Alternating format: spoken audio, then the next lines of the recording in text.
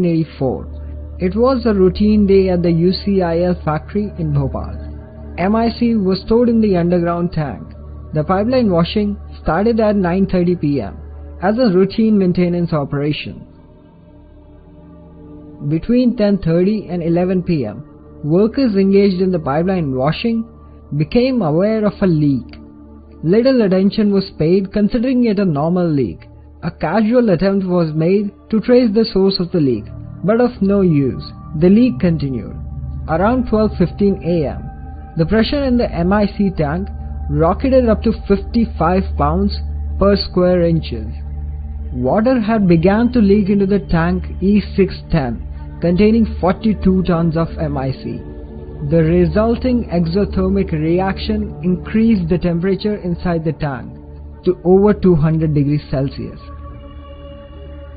An operator saw the concrete above the tank was cracking.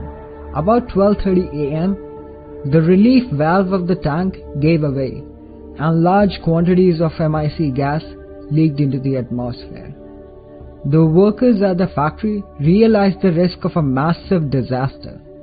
They tried activating the safety systems available at the factory. There were 3 safety systems. First was the vent gas scrubber, which was considered the main line of defense. It was found that it wasn't in operational condition.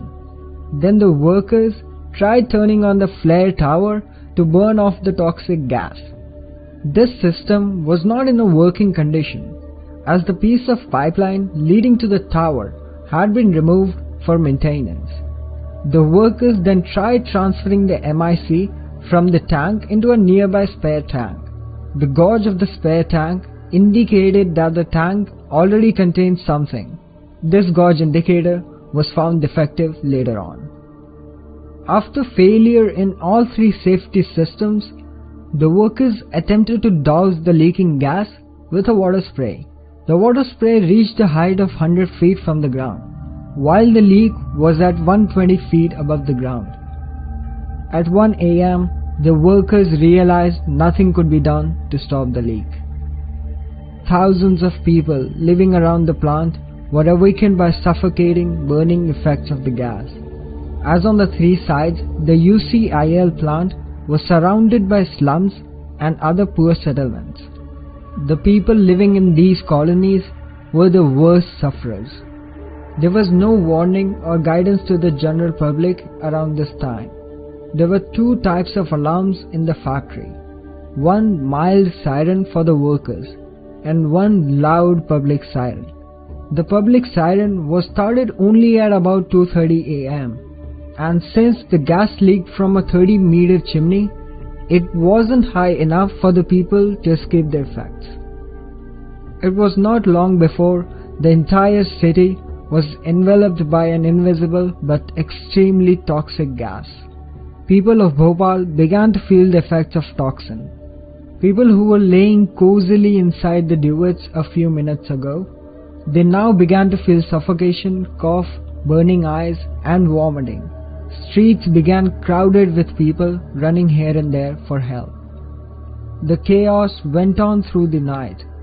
Local hospitals were soon overwhelmed with the injured, a crisis further compounded by a lack of knowledge of exactly what gas was involved and what its effects were. Within hours, the streets of Bhopal were littered with human corpses and the carcasses of buffaloes, cows, dogs and birds. About 3,000 people died immediately on that night. Another 8,000 died in the next 1 week. Yet another 15,000 to 20,000 people died over a longer period of time due to the effects of the poisonous gas. Still, about 500,000 people were directly or indirectly affected, with 38,000 temporary partial and roughly 3,900 permanently